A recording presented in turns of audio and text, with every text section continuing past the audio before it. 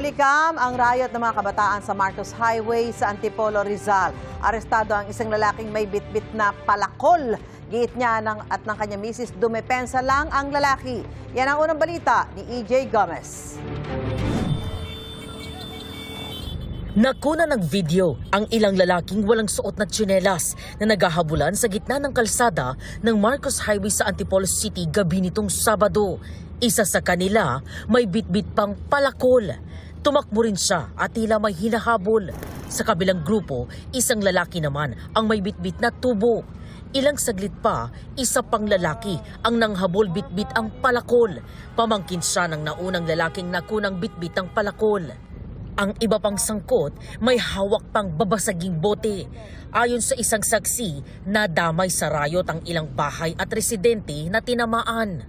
Yung mga kabataan din dito sa amin, nagsilabasan na kasi nga may mga lumilipad na bato eh. Ang lalaki pong bato.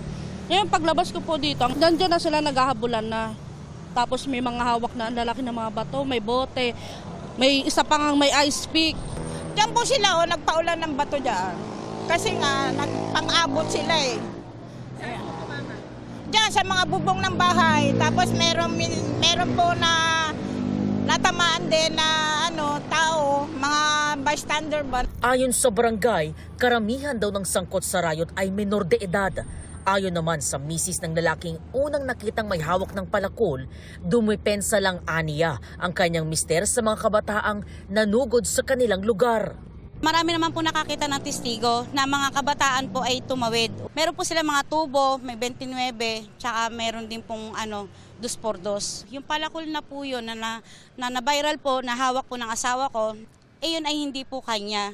Dala po yun ng mga nasasangkot na mga sumugod dito sa amin na ng bato, na bigla na lang nabato sa amin sa lugar na to. Hinuli ng Antipolo Police ang mga sangkot sa rayot, kabilang ang naunang lalaking may hawak ng palakol. Naharap siya sa reklamong alarming scandal. Galing sa kalaban yun. Tapos? Nabitawan sa sobrang takbo. Kinuha ko, hinabol ko rin sila. Ay, ano po pa yung nangyari before that? Pinagbabato yung looban namin. Nandun yung anak ko sa labas. Pumuntik tamaan yung anak ko, tinamaan naman yung kapatid ko. Palakot lang, yung palakol. Pinalaya naman ang mga nahuling menor de edad matapos makuna ng pahayag sa istasyon. Ito ang unang balita. EJ Gomez, GMA News.